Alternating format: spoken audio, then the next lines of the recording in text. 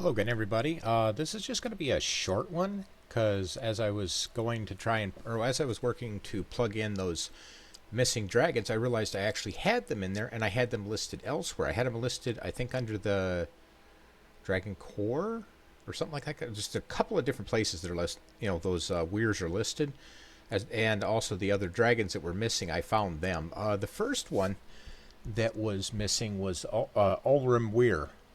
Yeah, that's a mouthful, I know, but that's one of the two weirs over on the continent of Cortina that's west of the Great Sea.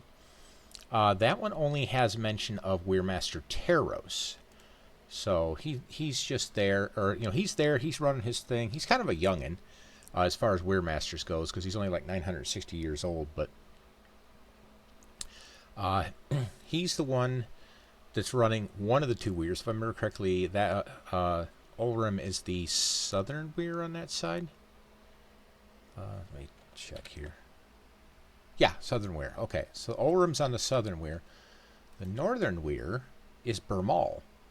Now, the interesting thing about Bermal, you get a little bit more interaction with Bermal, but there's not as much as like in the earlier ones, because in the early ones you had Tron, Morten, and Kestrel, and you had a lot of interaction with them. And then, as they got further, or Simon and the others got further down the trail, it was more Kestrel than it was anything. But those three you got the most interaction with. You got a little bit with Riathrin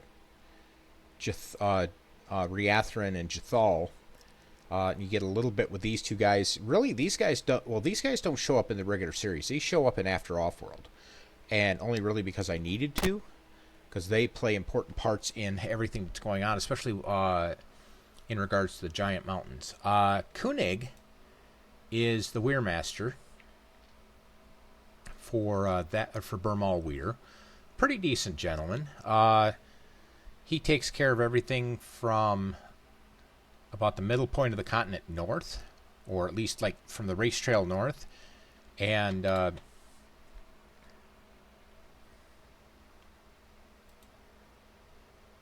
okay, I was going to make sure I was pronouncing that right. Ulrim. And Ulrim takes care of the stuff in the south. Now, this guy right here, Nargum, he is super, super cool. Because what's funny is he is a jet black dragon. He's, like I said, the two rarest types of dragons are pure white and pure black.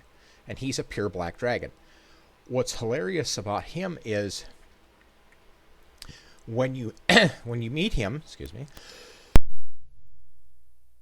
when you meet him, the first time you meet him, unless you know him, the dude is absolutely terrifying. It's funny because there's a scene where he lands on these parapets and starts talking to the guards standing there, and the guards are just about ready to stroke out and die because they're just so terrified of him. And then you see him down, he gets down into the prairie and starts talking to the other dragons. And everybody's cool with him. They're like, "Hey, Nagram, hey, how you doing?" But when you meet him and you don't know him, like I say, he's scary. He's got kind of that real dark, almost evil persona, or that's kind of what he emanates. But he's actually a really, really nice guy. He's a great commander. But like you meet him and he'll be like, "I am here to discuss something with you," and you're just like, "Oh crap, I'm gonna die." That's how he comes off. But like I say, once you get to know him, he's actually really cool. Which I thought was a neat way to do a character. That they appear one way on the outside, but inside they're really actually they're actually a really cool dude. And anyways, like I said, this was just a quickie because I knew they were out there and I wanted to show this to you guys. And I don't have a lot yet with them. I had, like I say, After Offworld had a little bit with them, only because they needed to be there. But I didn't have any major interactions with them that would bring out more dragons from their weirs and stuff. Because if you go to, well, let's see, if you go, see if I can get there somehow. That'll work. Okay. If you go to the other ones, and you look at the majority of the weirs and the interactions and the different people or different dragons that you run into, it's primarily Trond, Kestrel, and Morten. You got a couple of these. Let me come up here and grab these ones here. These are interesting. Yeah, okay, it's under. Okay, yeah, Tampos. That's Zek's dad. Azad. Okay, Azad's the father of Narand. Okay, not who I was thinking of. Okay, yeah, Dreg is one of the ancestors. Tampos is too. Let's see, I had Tampos, right? Yeah, Tampos. Okay, yeah, Tampos is one of the... Oops, went past. He is one of the dragon ancestors. Yeah, he is he is the son of Bimranth. Bimranth is the very, very first dragon. He is the father of all dragons. And his mate Zoros is the mother of all dragons. And they were each created directly by the controllers. They weren't the first dragons created, but they were the first successful dragons created. There were others created before them, and that's going to kind of be covered in Children of Ember. That there were other ones created that weren't so good. They were freaks. They were monsters. They were genetically aberrant. I'm trying to think of other good descriptions for them. You know, they were like twisted and ugly, and the Brotherhood just did not have their genetics in order. They just, they were all these mistakes, and some of the mistakes lived. So a lot of the mistakes died. The ones that were unsuccessful, that were mistakes, they didn't quite get the DNA right. They didn't merge the various species correctly. And like I say, the dragons of Offworld, or what became the dragons of Offworld, they were originally the dragons of Ember, one of a number of them. But the species that became the dragons of Offworld was the first actually truly successful dragons. And the first ones weren't perfect, because Bimranth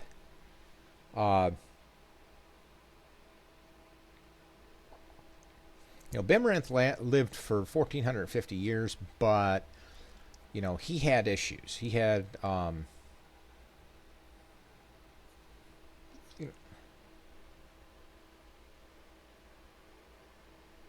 that's what it was right here. Bimranth lived to an old age, but his descendants didn't, so they had to do a little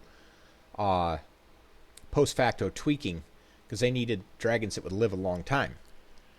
And they hit the money with Bimranth, and they hit the money with Zoros. They didn't with their kids. Those genes of long life and the nanites and the other things like that didn't quite carry over to the next generation. So you had a lot of dragons dying at a very young age. They did eventually figure out what they did wrong and corrected it, and then you started getting longer and longer and longer life. And eventually, you got the dragons now that can live anywhere between 1,200 and 1,450 years old. So I think in one way you could probably look at it is in a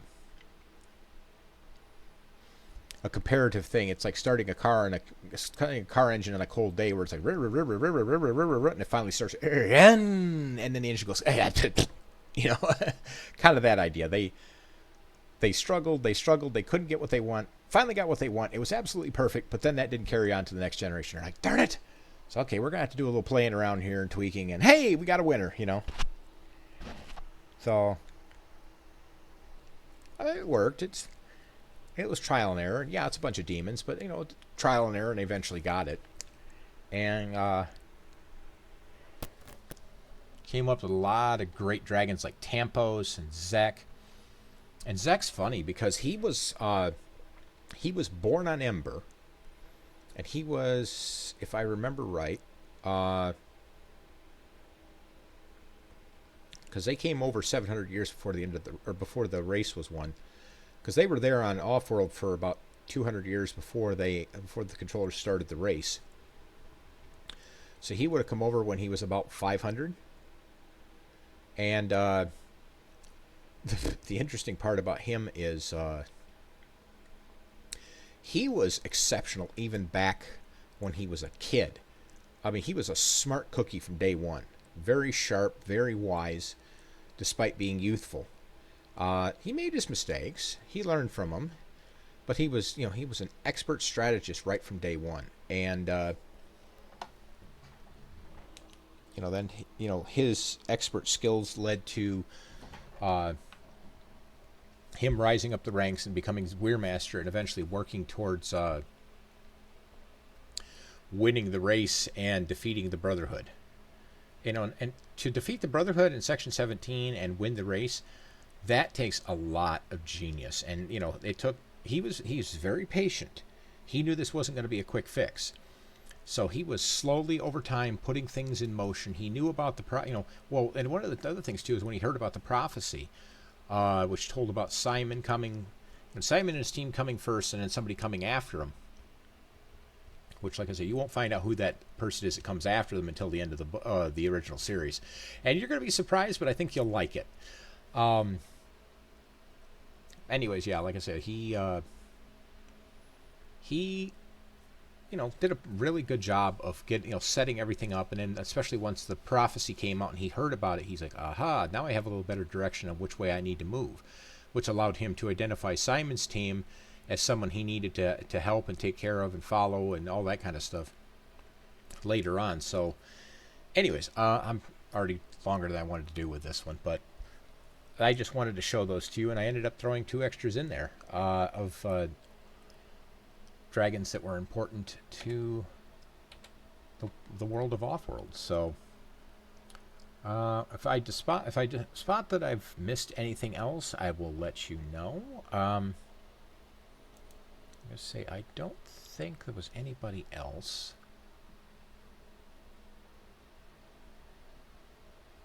I could probably do it like this because I know there was one of the other not you. Come on, don't do that to me. There.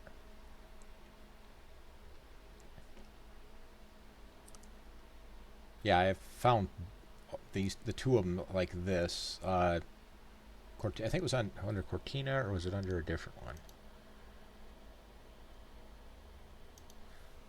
I think it was.